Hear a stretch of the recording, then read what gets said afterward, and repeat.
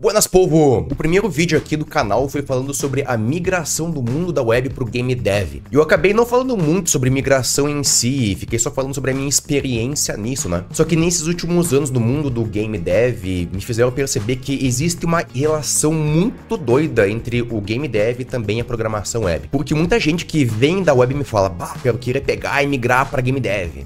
Com certeza o Paulista fica lá e, bah, eu queria migrar. E também acontece o contrário, né? Tem gente que é da área dos games, só que acaba não vendo que tem uma grande possibilidade e oportunidades na área da web e acaba não percebendo isso. Nesse vídeo aqui eu vou trazer para você 8 coisas que existem em comum entre a programação web e também o game dev. E quando eu tava fazendo o roteiro para esse vídeo aqui, eu acabei percebendo que ele ia ficar muito grande, então eu acabei dividindo ele em 3. O primeiro, que é esse aqui, eu vou falar sobre as similaridades, e se vocês acharem legal, eu também posso fazer um segundo, mas daí já vai ser falando sobre as diferenças. E se esse segundo for bem, eu posso também fazer o terceiro, que aí seria falando sobre as oportunidades. E eu também já vou pedir para que, se você pensar em alguma coisa diferente do que eu falar aqui nesse vídeo, já deixa aqui nos comentários o que você acha. E se você conhece o canal, já vai deixando aquele like que é para ajudar a gente a crescer.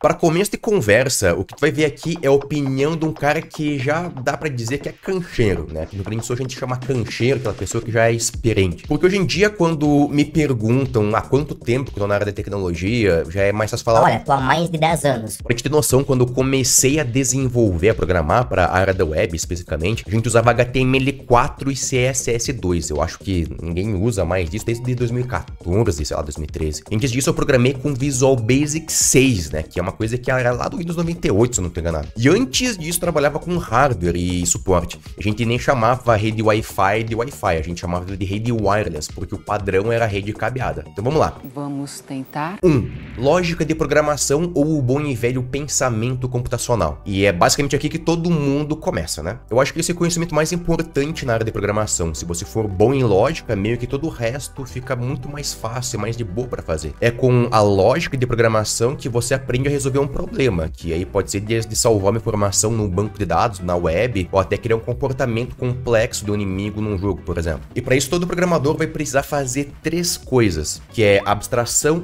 decomposição e reconhecimento de padrões. O programador vai ter que abstrair o problema para aí poder entender como resolver decompondo o problema grande em problemas menores. Aí vai resolvendo cada probleminha aos poucos, até finalizar a tarefa. E aí depois vai precisar reconhecer a similaridade, se ele quiser pegar e identificar como melhorar o código, seja para deixar um pouco mais performático ou também para deixar um pouco mais bonito, né? Se deixar mais performático é bom porque aí roda mais em mais computadores. Se deixar mais bonito também é bom, porque aí fica mais fácil de fazer a manutenção. Tudo isso aí passa pela lógica de programação, que é tanto usado no game dev, mas também usado na web. 2. Programação orientada a objetos, que é basicamente você representar coisas olhando pelo ponto de vista daquilo ser um objeto, literalmente. Tipo esse livro aqui. Ele tem uma largura, uma altura, quantidade de páginas, título, autor, sei lá, ISBN, código de barra, enfim, por aí vai. Isso aqui é fácil porque é literalmente o objeto que você está vendo e encostando, mas tenta pensar alguma coisa um pouco mais intangível. Tipo no game que eu tô desenvolvendo, que é um side-scroller 2D de ação e aventura com viagem no tempo. E também tem os elementos de Metroidvania. Toda vez que você vai morrer, na real você não vai morrer, você vai voltar mais pro passado. O objetivo ali é voltar pro presente, e para isso vai precisar descobrir como é que o passado afeta o futuro. Enquanto também você vai lutar contra algumas criaturas invocadas de linhas do tempo defeituosas, que foi tudo invocado pelo Arauto do Tempo. E basicamente é o cara que não gostou que tu foi lá e bagunçou a linha temporal. Um ecossistema de viagem no tempo para um jogo como esse aí, que você tem algumas características, tipo em qual tempo o jogador tá entre todas as linhas do tempo possíveis, você pode também voltar e avançar no tempo. E você pode ir para um momento específico no tempo. A ideia é meio que basicamente entender os comportamentos e também as características daquilo que você precisa implementar. Mesmo uma coisa que você não enxerga, dá para transformar em objeto. E além disso, objetos também podem interagir uns com os outros. O objeto do personagem no meu jogo, por exemplo, ele vai ter a capacidade de morrer. E ele pode ativar a viagem no tempo com isso. Desde que o sistema de viagem no tempo saiba que a fase atual não é limite da viagem no passado. Se for, então o personagem vai morrer de vez e é game over. Se você quiser saber mais sobre o jogo que eu tô desenvolvendo, eu vou deixar um card de algum lugar por aqui para você dar uma olhada no devlog que eu fiz. Eu até tava pensando agora aqui comigo se não seria legal fazer o player morrer de vez caso ele chegue na fase limite, sabe? Tipo morrer de vez mesmo, sabe? O tal permadeath, né? O cara vai lá, perde o save e tem que começar tudo de novo. É tipo como a galera do Hellblade falou que ia fazer, mas acabou não fazendo, né? Eu acho que o player ia ficar puto e ia me xingar um monte lá no feedback da Steam. Quer saber? Eu vou perguntar isso lá na comunidade da Pop. A Pop é o nosso estúdio de game dev. Se você quiser participar lá no Discord, tem um link aqui embaixo nos comentários fixados e você pode dar uma olhadinha. Mas bora continuar para orientação objeto, né? Porque ela vai ser usada para praticamente tudo. Eu mesmo já usei para programação desktop, também web no front-end, automação, data science, e até no IoT, que é a famosa internet das coisas. Mas a orientação objeto não é uma programação em si, é assim um paradigma. Então você pode usar ela com toda a linguagem que tenha suporte à orientação objeto. Da mesma forma que você pode usar outros paradigmas, tipo a programação estruturada e a funcional. A estruturada é basicamente um arquivo que você vai executar aqui em cima, ele vai executando cada linha até chegar no final. E a funcional, eu confesso que eu não faço a mínima ideia. Até assim um pouquinho, porque alguns colegas meus já usaram, vi alguns workshops deles. Mas a programação funcional tava entrando no hype, também na moda, logo quando tava saindo da programação web. Então eu acabei não surfando aí o hype da programação funcional. Eu nem sei se hoje em dia a galera ainda utiliza. Acho que sim, né? Mas, enfim. 3. Estrutura de dados. Estrutura de dados é que nem orientação objeto. É aqui que o filho chora e a mãe não vê. É nela que a gente organiza as informações de forma mais eficiente, porque a real é que você pode programar do jeito que você quiser e na teoria pode funcionar. Só que não quer dizer que na prática também vai rodar. Porque todo programa tem que rodar no computador e o computador ele tem limitações. Principalmente se você for fazer um jogo, porque você quer que o máximo de pessoas possam jogar e tenham acesso a ele, incluindo quem não tem um PC da NASA poderoso para poder rodar um jogo muito bom. Por exemplo, é com a estrutura de dados que você pode criar uma operação tipo com mapas que a gente enxerga de um jeito, mas por debaixo dos panos são grafos. E até os próprios grafos podem ser usados como matrizes. Ou também detectar quando você atinge vários inimigos com um golpe só naquele game foda que tu gosta e quer executar uma operação para gerar dano em cada um deles, sabe? Você basicamente está armazenando informações em estruturas de dados e depois você usa algum algoritmo para poder executar alguma coisa com os dados que estão ali. É basicamente isso. Tanto na parte de web, mas também na parte de games. 4. Design Patterns. Já estamos na metade, tem só mais 4, tá? É mesmo, é? Em português a gente chama de padrões de projeto. A gente acabou de falar sobre estruturas de dados, que são usadas por algoritmos para a gente poder melhorar a forma como as informações complexas são representadas. O design pattern é bem parecido. É quando você usa a orientação objeto para conseguir implementar uma estratégia que resolve algum tipo de problema que é conhecido na área da programação. E existem muitos design patterns, é literalmente tipo um catálogo, um livro. Você vai lá, abre e olha as categorias. Ah, então você quer resolver esse tipo de problema? Então você tem esses padrões aqui, observe. Basicamente isso, tem um monte de coisa. Mas para dar um exemplo, em jogos é muito usado a máquina de estados finita, que é um nome muito chique para resolver o problema de... O meu boneco precisa fazer um monte de coisa, meu código fica muito grande, muito complexo, não consigo mais ver o que tá acontecendo, não consigo nem resolver os problemas dele tudo.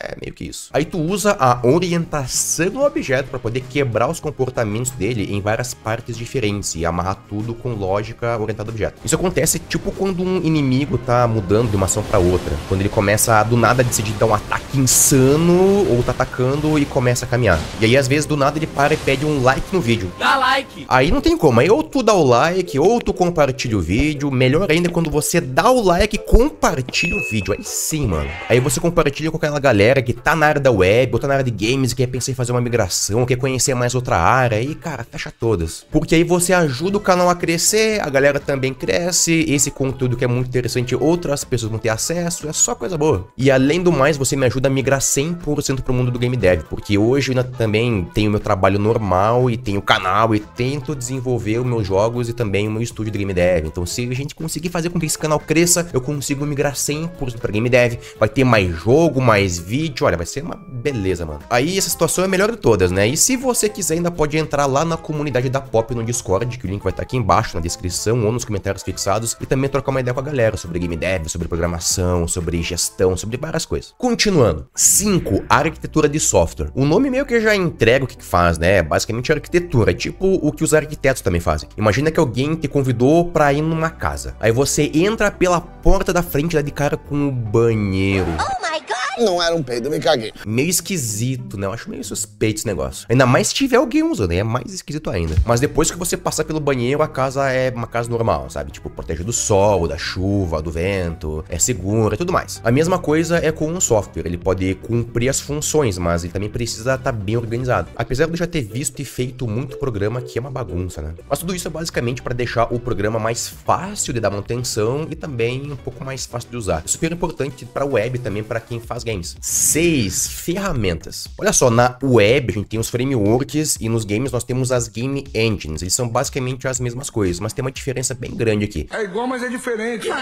Geralmente uma game engine é um sistema muito grande e um framework web, por exemplo, é um conjunto de código. E aí o framework ele vai conseguir te resolver alguns problemas bem específicos a nível de código, mas a game engine, além de te dar um suporte a nível de código, ela também tem uma interface gráfica que você pode interagir para ver o jogo ali. Então ela é muito maior e mais complexa. E justamente por uma game engine ser muito mais complexa do que um framework web normal, a escolha da engine ela é muito importante. Justamente por isso que você vê por aí um monte de vídeo de game dev falando: ah, qual que é o melhor engine para você usar, para você começar a aprender, para não sei o quê. É porque você tem que tomar uma decisão muito consciente, porque na web você migrar de um framework para outro é muito fácil. Até que a galera geralmente começa fazendo um framework, não ficou legal, já muda para outro, ou até mesmo faz o mesmo sistema, mas usando vários frameworks diferentes, isso é possível. Já com uma game engine não é bem assim. Você escolhe aquela game engine, você vai ter que usar aquela mesma linguagem, vai ter que usar game engine para tudo. A não ser que você vai fazer um jogo online, porque você vai ter que fazer o jogo que vai rodar na máquina do teu usuário numa game engine, mas daí a parte da web você pode fazer da forma que você quiser. Eu não sou especialista na parte de multiplayer, porque eu nem cheguei lá ainda, nem pretendo fazer jogos multiplayer, mas eu dei uma estudada e pelo que eu vi, ele é bem similar à programação web nesse caso. Mas pelo menos a parte onde você desenvolve o jogo, os gráficos, a interface, esse tipo de coisa, você vai ter que sempre fazer numa game engine. E acertar exatamente que tipo de engine você vai usar vai ser muito importante, porque vai levar até muito tempo para você poder dominar. Então se do nada você quiser pegar e migrar de uma engine para outra, vai ser um trabalho bem grande, porque você vai ter que aprender muita coisa nova, criar novas ferramentas do zero, vai ser bem chato. 7, falta só mais um. Assim como lá no web, pelo menos na parte do front-end, né, na interface gráfica, a gente precisa testar o mesmo sistema em vários navegadores diferentes. A mesma coisa vai rolar no game dev. Você vai ter que testar o teu jogo em várias plataformas diferentes, tipo PC e nos consoles, e também no mobile. Mas tem uma diferença aqui. De repente o teu jogo é feito só para PC, então é uma situação. Mas teu jogo é feito para várias plataformas, aí não tem jeito, tem que pegar e atrás e testar. Só que você testar em várias plataformas é bem mais caro do que você testar alguma coisa na web. Na web você vai lá, simplesmente baixa o navegador, testa ali e já era. Só que nos games tem uma coisa diferente, porque você vai precisar do dev kit para conseguir testar o teu jogo naquele console. Mas conseguir o dev kit é um pouco caro, porque você vai ter que primeiro fazer uma parceria com a empresa, então você vai ter que ter primeiro um story, trocar uma ideia com os caras para depois conseguir a parceria, e aí depois, dependendo de qual loja você vai estar vendendo, você vai receber de graça o dev kit, ou você vai ter que pagar por ele, como é o caso da PlayStation e também da Nintendo. E se você for testar em vários dispositivos mobile diferentes, aí surge a necessidade de você ter também vários dispositivos mobile. Apesar de que eu acho que você pode acabar testando também com máquinas virtuais, né? Se você é da área da web, você com certeza sabe o que é máquina virtual, mas se você não sabe, é basicamente você criar um computador dentro do outro. Então você pode testar o Android X, Y, Z, H, blá, blá, blá, blá, blá, ou até mesmo o iOS dentro de uma máquina. Apesar de que no iOS, né,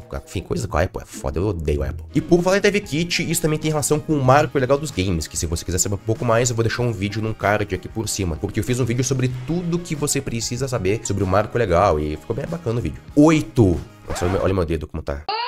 8. Gerenciamento de repositório. Cara, Git não tem conversa. Se você começou a programar já há uns 6 meses, já tem que começar a aprender Git, porque uma das partes mais importantes para você conseguir gerenciar o histórico do teu código, além de você também conseguir trabalhar em equipe com ele. Se você não souber Git, cara, é praticamente impossível trabalhar em equipe. Vai fazer o quê? Vai colocar, sei lá, tudo no Google Drive e vai gerenciar por ali? Cara, não fica legal. A ideia do Git, caso você ainda não conheça, você tem que conhecer, não comece a programar, assim, não passe pelo menos uns 6 meses aprendendo programação sem aprender Git, vai por mim, porque senão você vai ter que fazer que nem uma galera faz lá nas comunidades da Game Dev. E sem querer eu apaguei uma pasta lá da Unity, perdi o projeto e não consegui voltar atrás. Meu irmão, você ferrou, cara. Se fodeu. Mas se você tivesse o Git, você vai basicamente ter vários momentos no tempo daquele projeto. Então você tem um histórico completo e você consegue voltar caso seja necessário. Inclusive, enquanto eu gravava esse vídeo, eu lembrei que o Lucas Coelho, o vulgo Cuca, fez um vídeo bem completo sobre Git, que eu vou deixar aqui embaixo na descrição do vídeo. Mas em games também, além do Git, a gente também tem o Git LFS, Large File System. Não, Large File Storage. Errei, né, mano?